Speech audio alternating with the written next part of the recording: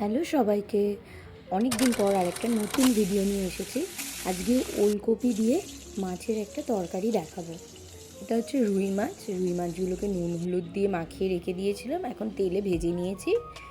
এরপর কড়াইতে সর্ষের তেল গরম করে ওলকপি, আলু, বিনস সব ভেজে নিচ্ছি। সবজিগুলো ভেজে একটা জায়গায় তুলে রাখছি। এরপর কড়াইয়ের মধ্যে তেল গরম করে তাতে ফোড়ন দিচ্ছি, শুকনো লঙ্কা 5 ফোড়ন আর টমেটো দিয়েছি। টমেটোটাকে গলানোর জন্য নুন দিয়ে দিয়েছি। এখন হলুদ গুঁড়ো দিয়েছি, লঙ্কা গুঁড়োও দিয়েছি, আর তার সঙ্গে দিয়ে দিচ্ছি একটা বাটা মশলা, যেখানে আদা আর জিরেকে বেটে দেওয়া হয়েছে। মশলা যাতে পুড়ে না যায় তার জন্য একটু জল দিয়েছি, আর অল্প করে জল দেওয়ার পরে এখন সবজিগুলো সব কটা দিয়ে তার সঙ্গে মশলাটাকে কষিয়ে নিলাম। নিয়ে এখন পরিমাণ মতো জল দিয়ে দিলাম।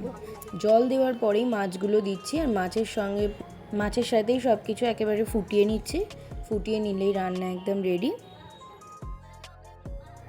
পেঁয়াজ রসুন ছাড়া মাছের এই তরকারিটা খুবই ভালো লাগে। অবশ্যই বাড়িতে ট্রাই করে দেখবেন। আর আমার ভিডিও ভালো লাগলে লাইক, কমেন্ট, শেয়ার এবং সাবস্ক্রাইব করুন।